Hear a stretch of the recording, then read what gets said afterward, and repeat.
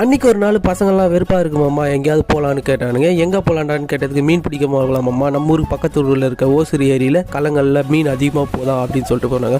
அங்கே போய் போட்டு பார்த்தா ஒரு மீன் கூட கிடைக்கலைங்க. அப்புறம் நம்ம ஊர் வயல்வெளியில் இருக்க கிணத்துங்களில் போடலாம் அப்படின்னு சொல்லிட்டு பிளான் போட்டு இங்கே கிணத்துங்களுக்கு வந்தாச்சு. கிணத்துல வந்து போட்டு பார்த்தா ரெண்டு மீனாக பட்டையாக கிடைக்குதுங்க.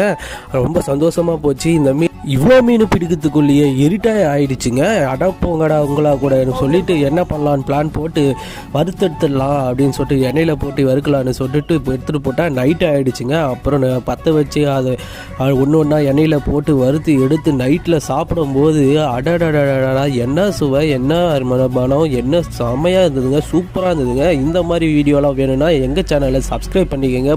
டாட்டா பாய் பாய் புஜு புஜு.